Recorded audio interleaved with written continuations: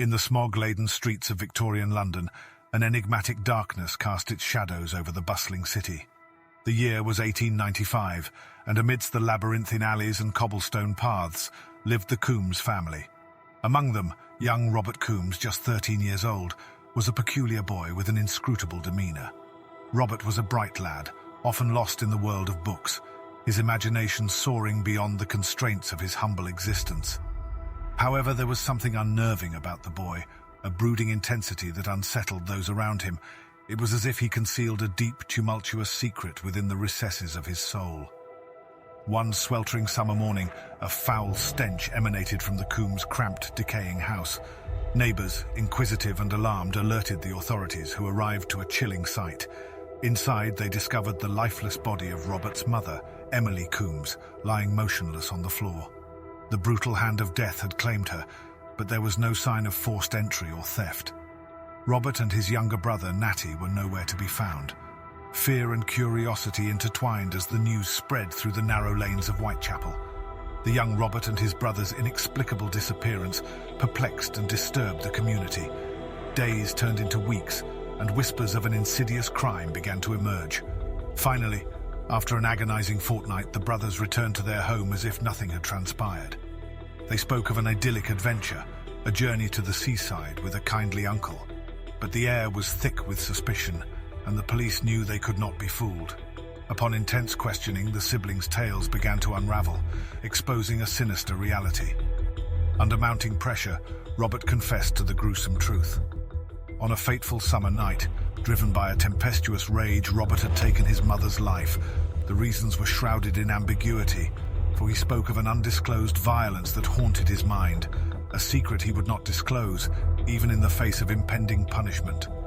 The trial that followed was a spectacle that captured the morbid fascination of Victorian society.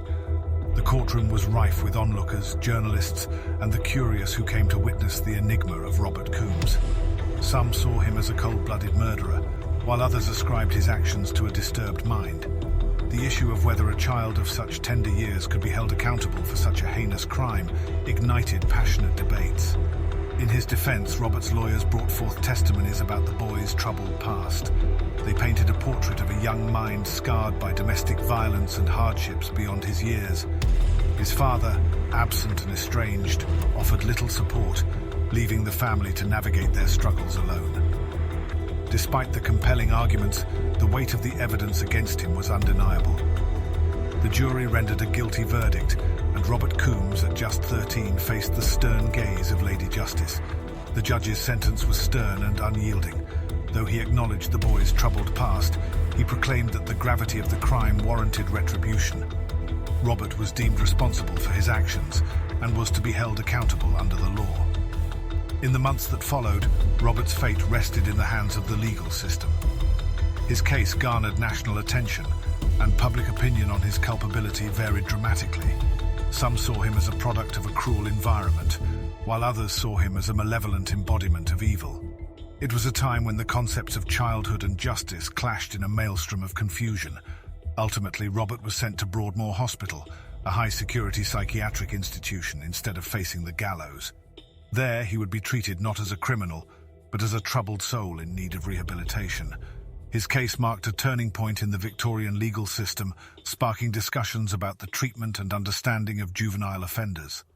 In the years that followed, Robert Coombes remained an enigma, and the details of his life within the asylum were closely guarded. Some claimed he underwent a transformation, while others believed he remained haunted by the shadows of his past. The boy who had once wandered the gloomy streets of London, lost in the worlds of his imagination, became a cautionary tale, a symbol of the darkness that could envelop even the most innocent of minds.